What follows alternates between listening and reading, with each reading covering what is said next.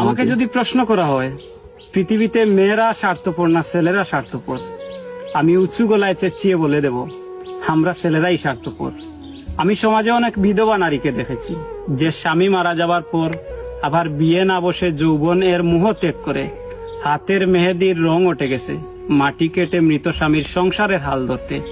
কিন্তু আমি কোনো পুরুষকে দেখি নাই এই সমাজে যে কাউকে ভালোবেসে বিয়ে করে বউ মারা যাওয়ার পর ওই ভালোবেসে বিয়ে করা মৃত মেয়েটির মায়া এবং তার স্মৃতি আগলে রেখে সারাটা জীবন কাটিয়ে দিতে। পুরুষ তুমি টক টক করে থেকে আনন্দে উল্লসিত হও মেয়েটা যখন ফার্মেসি থেকে চুপি সারে সেনোরার প্যাকেট কিনে। সারাদিন একটা মেয়ে রান্না বান্না গড় গুছানো সংসারের সব কাজ করে হাতের ফুসকা ফেলেও তা লুকিয়ে রাখে, কাউকে দেখতে পর্যন্ত দেয় না। তারপরেও স্বামী এসে বলে মেয়েটা নাকি অকর্মা। পুরুষ তুমি অকর্মা বলার আগে একবারও ভাবনি যে মেয়েটা তোমাকে বাবা ডাক শোনাবে বলে 10 মাস 10 দিন শত কষ্ট দুঃখ সহ্য করে গর্ভে সন্তান ধারণ করে।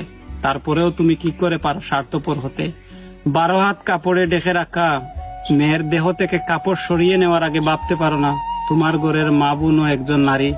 পুরুষ তুমি শুধু এটা জেনে রাখো কারো এটো থালা বাসন ধুতে শুধু শক্তি লাগে না, যা লাগে তা হলো বুক ভরা মায়া আর মমতা। পুরুষ তুমি সারাদিন পরিশ্রম করে টাকা পাও আর তোমার সংসারে যে দিনরাত খাটাখাটনি করে তাকে সামান্য ভালোবাসা দেওয়াটা কি খুব বেশি বাড়াবাড়ি?